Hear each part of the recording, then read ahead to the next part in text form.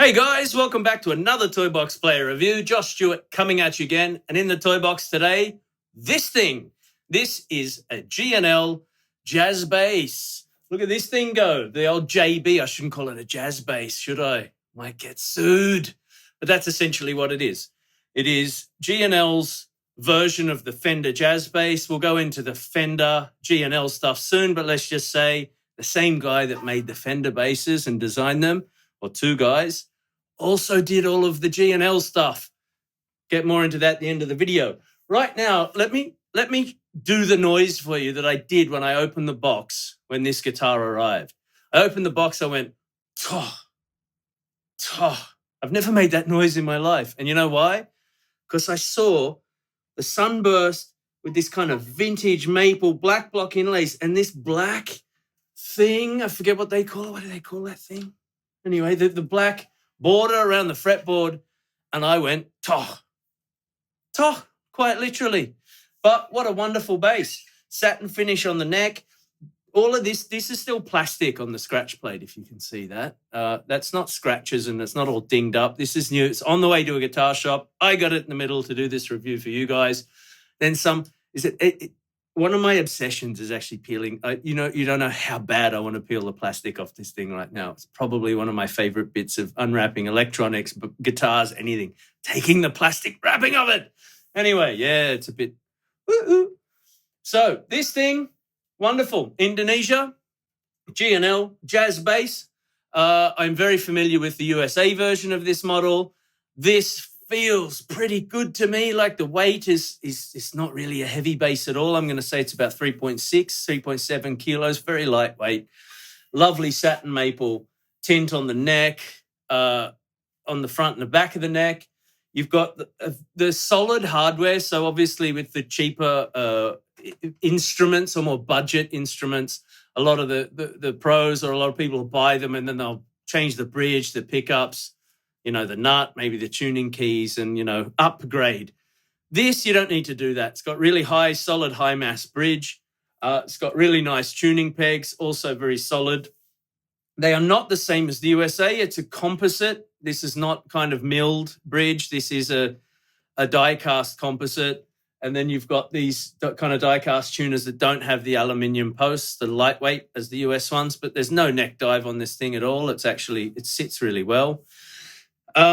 Wonderful sunburst finish. I'm really digging that. Kind of the black on the back and then this sunburst on the front. You're pretty standard. Now, these, I believe, are the American. All of the Indonesians, I have been told, do have the American pickups. The electronics may be different, pickups themselves. Shoot me if I'm wrong. Please don't shoot me. It's just a figure of speech. Again, an Aussieism that I should be careful of. Someone might do it one day. But you've got the classic volume, and you got your tone down here. We're going to run through all of that in a sec, when we do the run-through, the sound run-through. But that first glance, 4-bolt neck, solid bass guitar, feels really nice in the hand. Let's go see how it feels in the ears and then come back and wind it up in a sec. Catch you in a minute.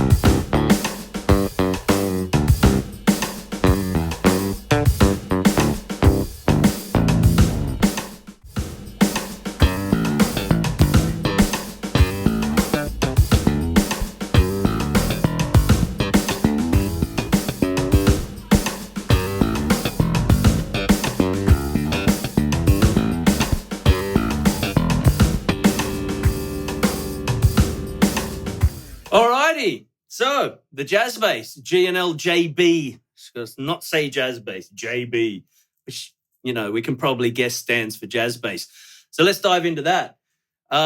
Mr. Fender, Leo Fender, who obviously started Fender basses, probably designed all of the iconic basses that we play today, or if not all of them, almost all of them. Once he sold his company at Fender, he took his head of design, which was George Fullerton, and off they went and started their own factory. They then started, George was head designer for Leo. Off they went and they started their own factory, started working on Music Man, so some of those classic Stingrays and stuff that you know and play and is so iconic is also from those guys. Then after they had a falling out with Music Man, they started G&L. They also started along the lines of some new kind of iconic basses as well. But unfortunately, Leo passed away before he could get too far into it. But I have to say, as a bassist, a big thank you. And we probably all do, because most of us play something that is either directly designed by Leo and George or a copy of, or something very similar. So those guys did a lot for the electronic music scene. And when I don't mean your dance music, I just mean the electrified music scene. Big kudos. That's probably enough of my babbling. I really like this bass. I think if you're a beginner, you're intermediate, you're a pro looking for a second bass, this is a great jazz bass. What a great purchase this would be. Can't recommend it highly enough. Really well made. This is how it came out of the box. The action and everything on this was perfect when I pulled it out. So big thumbs up. Hope you guys enjoyed the review. As always, if you haven't yet subscribed, please do hit the like button, and we'll catch you on the flip side. See ya.